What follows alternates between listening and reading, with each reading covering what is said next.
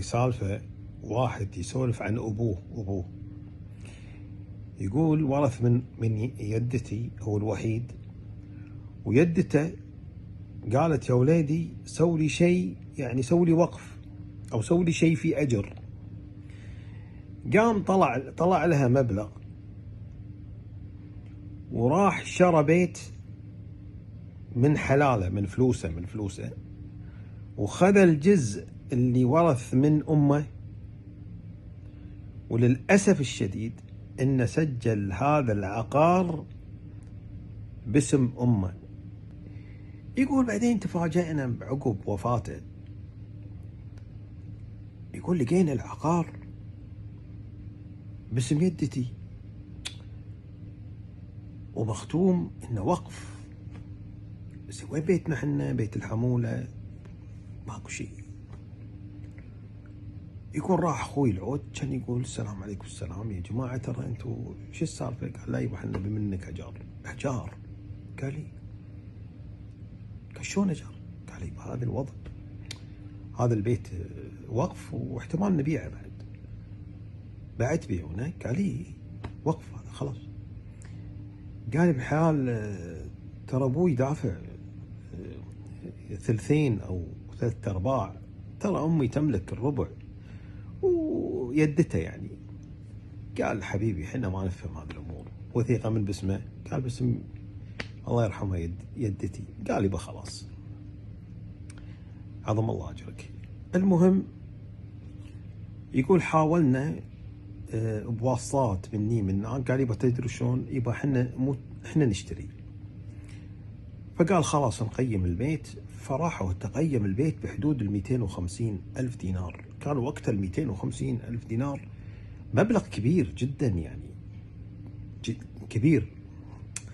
فيقول يعني كانت البيوت بالعدلية بالخالدية كانت على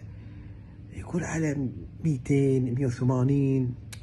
يقول بيتنا وصل 250 شيء. قلت يا معود يلا خلاص خلنا نطلع منه. قال لا يبا بيت تعلمنا عليه، خلنا نقعد فيه وكذا. فيقول رحنا بيت التوميل وعلى بالنا ندفع نص وهو يساعدنا بنص. المهم مني مناك يعني نمشي المعامله. جينا خلصنا كان قبل تفضلوا احنا ترى احنا الحين بنشتري العقار. قال اي عقار؟ قال العقار اللي احنا بنشتريه من المدير الفلاني. قال لا يبا المدير راح. قال شو بعدين؟ قال لا نقيمه مره ثانيه. يقول كلمنا فلان، كلمنا علان، كلمنا فلان، كلمنا علان. يقول ماكو فايده. يقول مع الوقت والعقار ارتفع. فيا واحد ثاني قال خلاص قيموا تقييم لان تقييمكم خلاص. قال له بس خلصنا الحين المعامله جاهزه عند هناك بيت توميل وكذا. قال لا اخوي خلاص المعامله صار لها سنه او فوق السنه، خلاص يبا روح قيموا البيت. تدري بعد هذا وقف بعد حرام.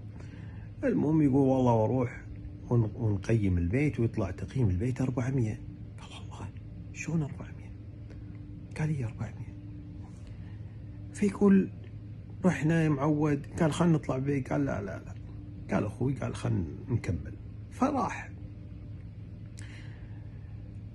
مع الوقت نبي نسوي المعامله على ما نخلص، الا المدير اللي اتفق معاهم هم الشو.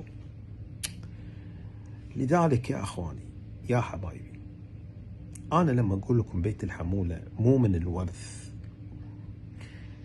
لان في حالات كثيره الناس تتبهذل.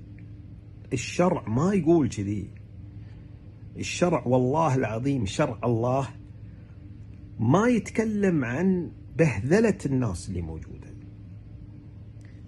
لذلك أنا أنصح كل النصيحة قبل لا تفكر تحط لك وقف.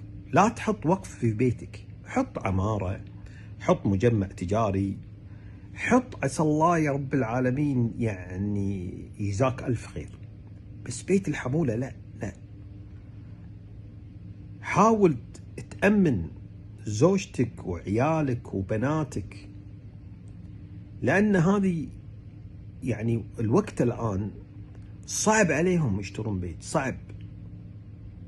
فأمن أهلك ولا تقول لي أنا بحط وقف. لا، بتحط وقف لابد أنك تقول خاص، وقف خاص، أو تحددها عن طريق المحكمة بطريقة محترفة من محامين محترفين، حتى ما يسيطرون عليها الموظفين في الأمانة والغير الأمانة، لأن أنت ما قاعد تتعامل مع عالم دين شرع.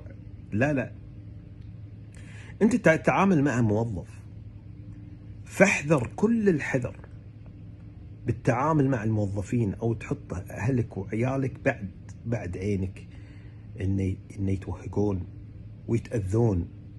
احسب حساب كل شيء، احسب الشر قبل الخير.